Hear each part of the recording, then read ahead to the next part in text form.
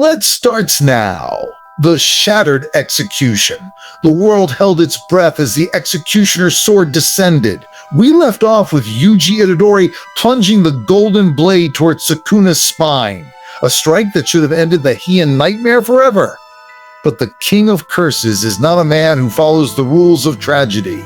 With a sickening crunch, Sukuna's forearms intercepted the strike, and the glowing blade, tied to Higuruma's fading life, vanished into sparks just inches from Sukuna's skin.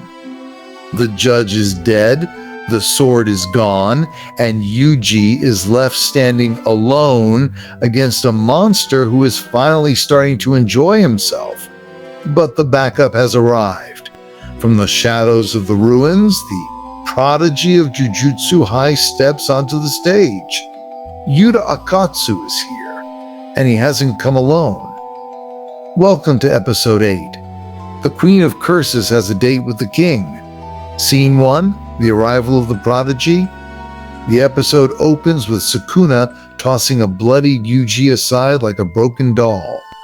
He turns his head, sensing a massive, overwhelming presence of cursed energy, something that rivals even his own.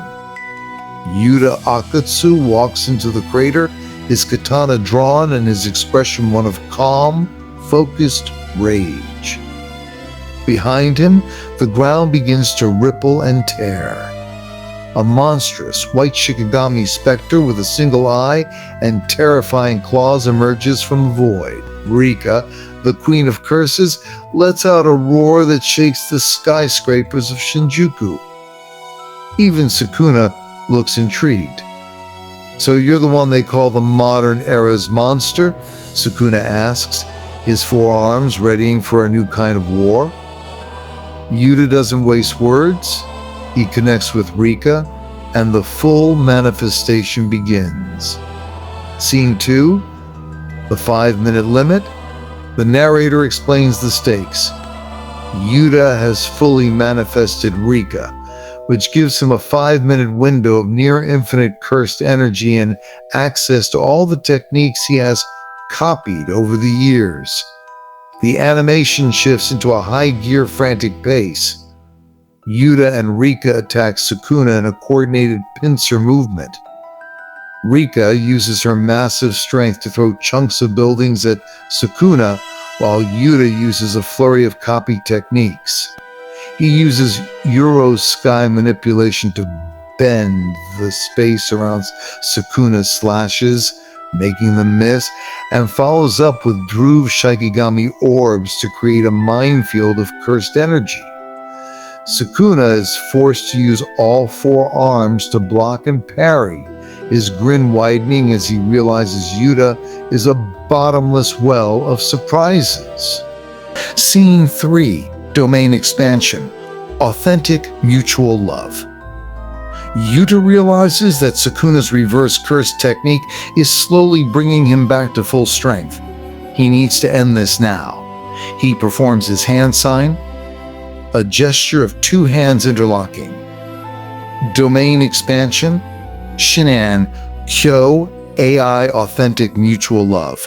The ruins of Shinjuku are replaced by a beautiful haunting landscape. A graveyard of thousands of katanas is stuck into a snowy ground under a soft white sky. This is Yuta's ultimate technique. Each sword in the ground represents a technique he has copied.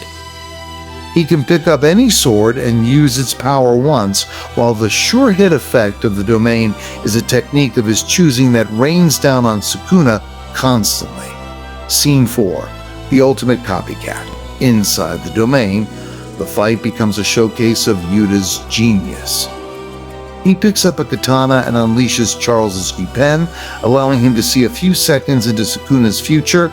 He picks up another and uses Inamaki's cursed speech, shouting, "Don't move," to pin Sukuna down for a split second. Sukuna is hit by a barrage of attacks.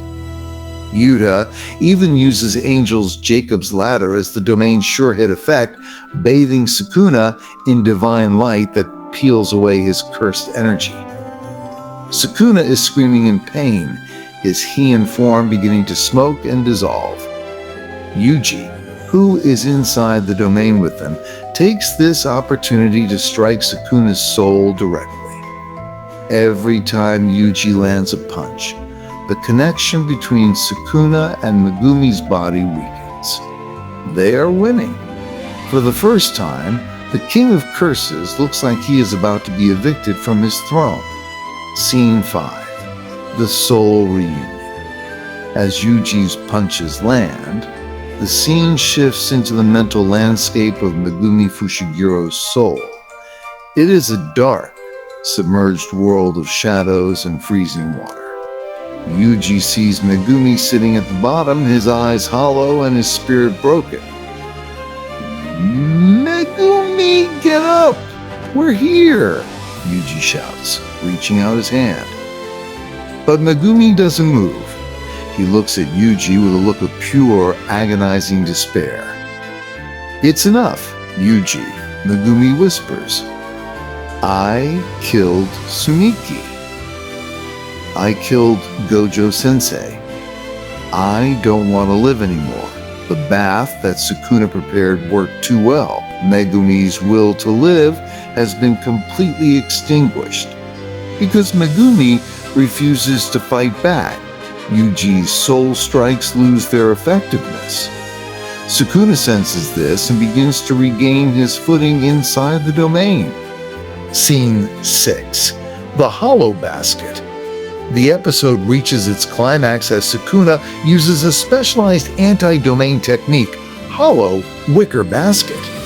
He uses 2 of his arms to maintain the hand sign, neutralizing Yuta's sure hit effect while using his other 2 arms to fight.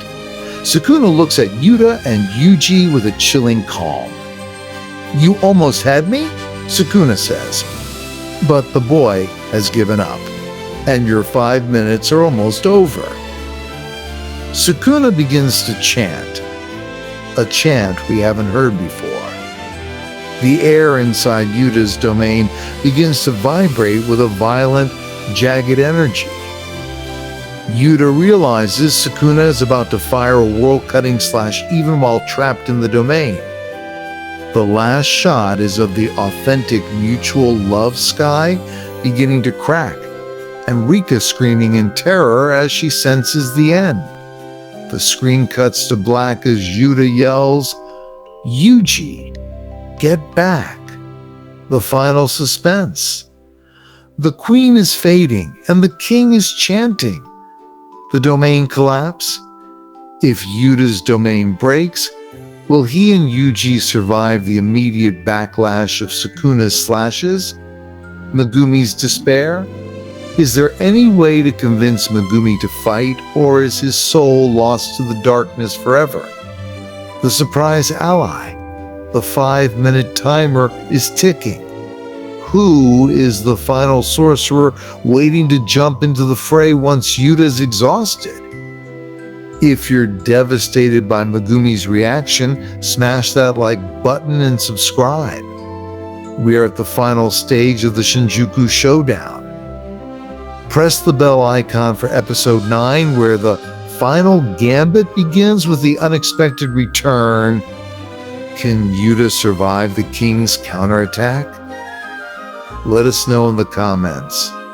End of episode 8.